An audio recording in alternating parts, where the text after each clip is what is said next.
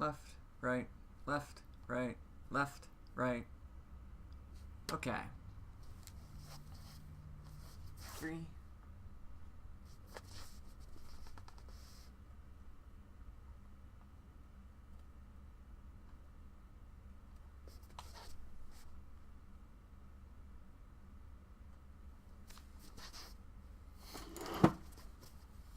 Okay, 3, 2, 1.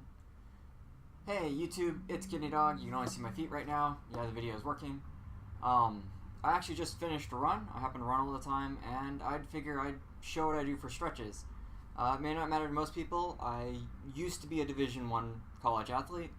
I wasn't a very good athlete, but I never had an injury, a strain, a pull, anything like that during the entirety of my career running there, and I ran pretty hard. I mean, I was putting in the 20-mile Sundays, long runs, 2 hours, things like that. I was a long-distance runner.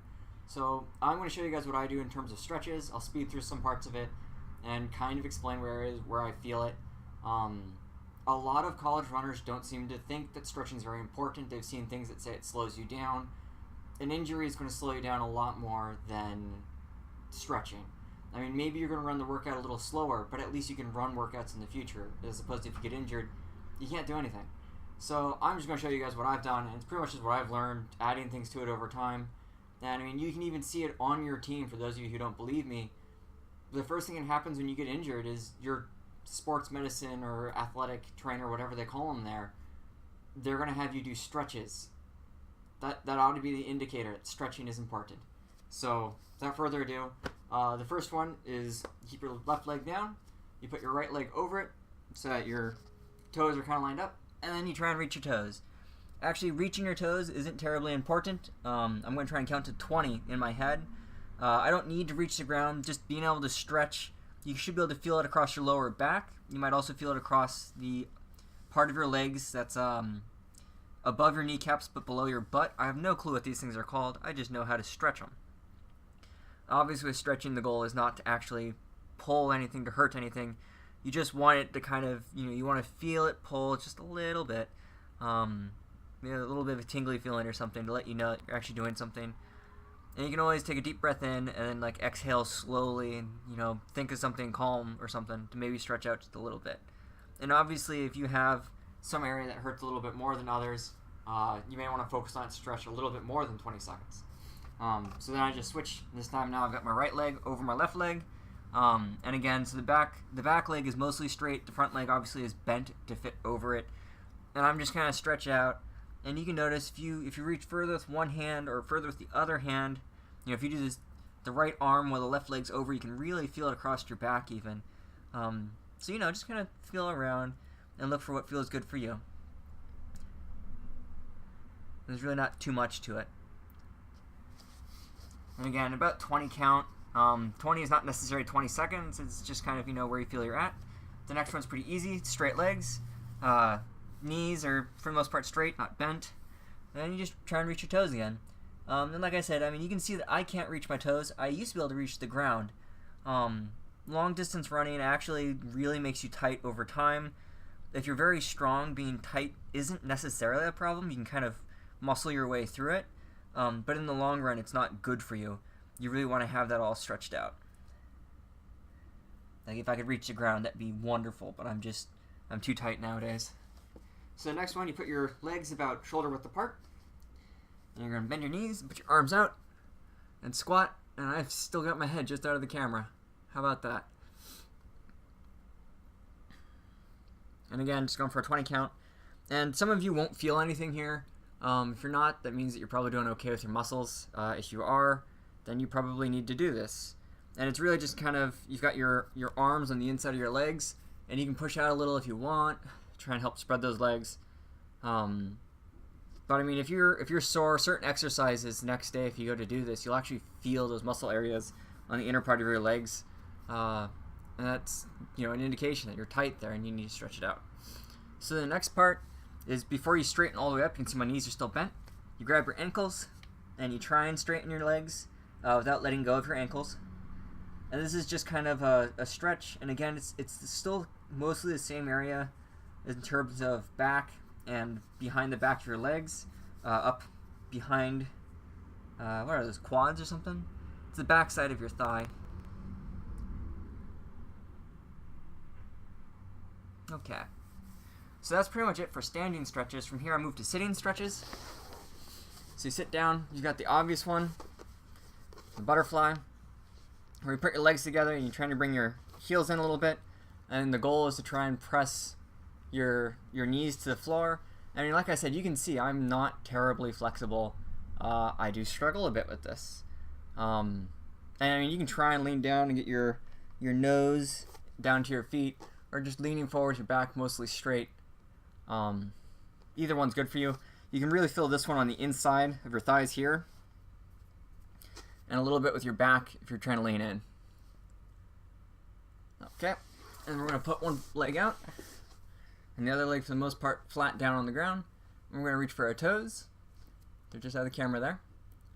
And the goal is to reach your toes. If you're really flexible, you might be able to get your face down to your knee. But I have a very tight back. I really can't make it. But this one, I can feel this along the back side of my leg here, and a little bit along the front. And really wherever you can feel it, you know, that's kind of good. And I just try and reach out. And again, if you do like just one arm, it makes a big difference, you can tell. So, you know, play around a little bit, find what matters to you. So now we're going to take one leg back, kind of sit on it. And this really isn't enough for me. For me, I've really got to scoot forward. I've got to put one arm on the ground and cross the other arm over on my body. And I'm just kind of twisted a little bit, you see. And this really helps. I can feel it through here, this upper part of my leg, kind of starting here, and it goes up. And it's probably a major tendon there that I'm stretching along the inside. And I can also feel a little bit, I think that's probably my IT band. Not going to guarantee that. Obviously, I'm not a sports medicine expert or anything like that. I'm just a guy who's been running for a very long time, and I have never had a muscle strain or an injury, and I felt like it was worth telling people about these stretches. I've noticed I've just switched to the other side. It's the same kind of concept over here, in terms of right now I'm reaching for my toes. I'm not counting to 20 very well. I'm trying to do it in the back of my head while saying words, but obviously counting and speaking at the same time. A little bit more difficult than breathing and speaking at the same time. And we're going to switch over. And I do these stretches twice. I mean, this isn't necessarily short. It's probably about 10 minutes of stretches or so. But I do these in the morning before I go for my run, and I do these in the morning right after my run. So it is an extra 20 minutes that I tack onto my stretches. But, like I said, 10 minutes now has saved me from having to deal with a pulled IT, you know, a twisted ankle or anything like that. Like it saved me a lot of time and injury and things like that doing this. And my time on a team, I watched teammate after teammate get injured, and I know the major difference between me and them was I stretched before and afterwards. There are kinetic stretches. I do recommend doing those as well. You know, the ones where you stand next to a fence and you swing your leg, or you kind of skip. Those are actually very helpful. Some people will say that that's all you need to do. I really don't agree with that, because my teammates did that and they got injured and I didn't. And it may be fair to argue that I didn't get injured because I wasn't running at the same level as them. You know, maybe they're higher up. By the way, I'm just sitting straight-legged, no bend in my knees, reaching for my toes. You can kind of see it's a lot of similarity to before. But obviously, you know, the faster you're running, the more you need to do to take care of your body. And I imagine those of you who are competitive athletes, you know that if you get hurt, that's putting you back. That's a loss of a season. And I mean, you can redshirt that season, but that's an extra year in college. And maybe you don't have that funding. Maybe you don't have that support. So right now what I'm doing is I've got one leg over, and it's kind of flat on the ground as best I can do. And I'm grabbing it with one arm and pulling it towards me. And I'm grabbing my arm here, just kind of help. And I'm trying to pull in. And the point of this is to kind of hug your leg to your chest with your back for the most part straight. You can really feel this down along your butt is where you feel most of the pull on this one. And if you want something for your back, you can always put your arm over. So now I've got one arm to the ground down behind me, and the other arm is in front. And really I'm just pushing with this elbow on my knee to try and turn my back a little bit. And I can really feel that from my upper right shoulder and a little bit in my lower back on the left side. And I mean, maybe you don't need all the stretches I do. I've picked a few up. I've dropped a few over time based on areas that needed help or didn't need help. I tend to have a very tight hip. I can't sit in a car for a long period of time. Long drives are actually physically painful for me if I'm not sitting in the seat correct. It's probably all because my back is too tight. I don't sit up straight when I'm recording all those video games for you guys. So, I'm trying to fix that. And again, we're just repeating things on the other side now. It's a good idea to try and keep the stretches the same length. If one side's looser than the other, I've been told that then there's a chance that you might, one side might pull too tight on the other side.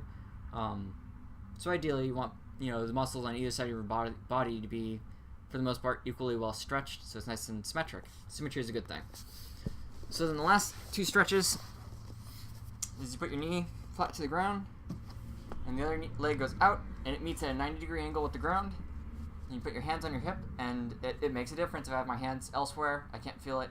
But if I put my hands to my hips, like so, and I try and straighten my back, most of which is out of the camera, and I'm just trying to just be there with a 90-degree angle, I can really feel this down the front of my thigh here, and I can also feel it in my hips.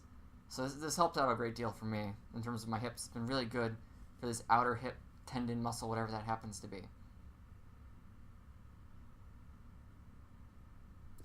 And again, repeating things for the other side.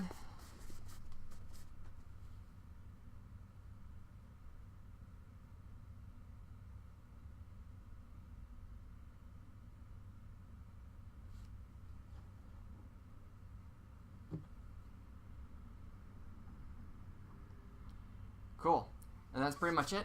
Like I said, I really do recommend this for anyone who's an athlete. Obviously, if you're not a runner, then you might need some arm stretches. Those of you who do tennis probably know more of them than I do, where you can grab an arm and pull it, and you can pull the other side, or maybe you gotta hold it over your back or something. It's worth looking around. I'm not the only person on YouTube. I'm not the best person on YouTube, probably, in terms of stretches to look for. I know I've gone there in the past when a certain part, like an IT band or something, has been bugging me more. But it's important. I really recommend stretching before and after you run or compete every time. The little bit of edge you might get in practice isn't worth the weeks you'll lose in injury. So there you go, guys. I hope that's helpful for some of you. For the rest of you, you're probably not watching the video anymore anyways. So thanks for watching. I'll catch you guys around. We're going to try and do more of these videos because, I mean, who doesn't want someone telling them what to do with their life? So thanks for watching. See you later.